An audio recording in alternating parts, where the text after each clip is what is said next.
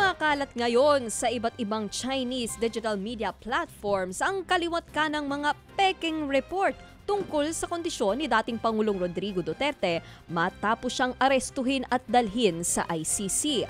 Base sa ilang lumutang na report, nag-collapse at comatose daw ngayon ang dating Pangulo habang nakakulong.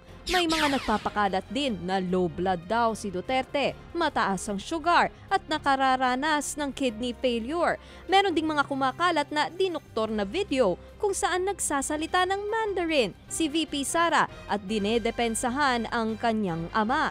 Pati na ang ilang peking retrato ng umano'y mass protest laban kay Pangulong Bongbong Marcos. Ayon sa international news agency na Agence France Presse, kalat ang mga ganitong peking content sa ilang Chinese social media apps gaya ng TikTok, Weibo at marami pang iba.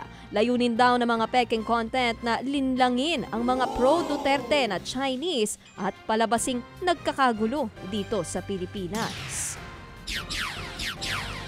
Nakaantabay naman daw ang Department of Migrant Workers para tulungan ang mga Pilipinong sinalanta ng lindol sa Myanmar.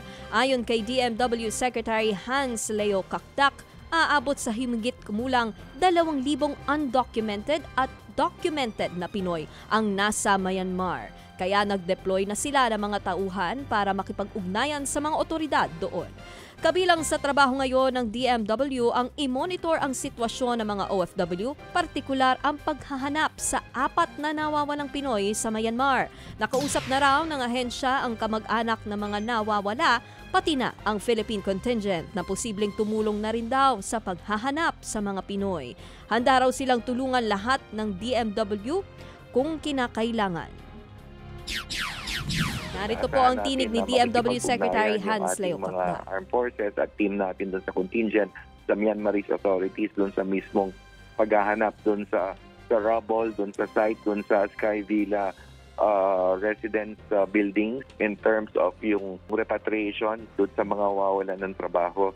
At bibigyan naman natin ng kaukulang tulong po dito. May financial assistance, mayroong offer ng upskilling or retraining, and then until we help them find jobs either here or abroad. Muli yan po ang tinig ni DMW Secretary Hans Leo Kakdak. Samantala, naniniwala ang isa sa mga bumalangkas ng 1987 Constitution na panahon na para umaksyon ng Korte Suprema at obligahin ang Kongreso na magpasa ng batas laban sa political dynasty. Ayon sa dating membro ng 1986 Constitutional Commission na si Attorney Christian Monsod, aminado masyado silang umaasa na magiging progresibo ang demokrasya sa bansa pagkatapos ng people power sa EDSA. Kaya ipinaubayan na nila sa Kongreso ang pagpasa ng batas laban sa mga political dynasty. Makalipas ang halos 4 na dekada, wala pa rin naipapasang batas ang Kongreso para dito. Kaya nakasaad ito sa konstitusyon. Kaya nagdesisyon si Monsod na maghain ng petisyon sa Korte Suprema para himukin ang Kongreso na kumilos na. Umaasa si Monsod na kakatigan sila ng Korte. We had a shortcoming. It's number one is we overestimated yung spirit of EDSA. And number two, we underestimated the greed of politicians for power and money.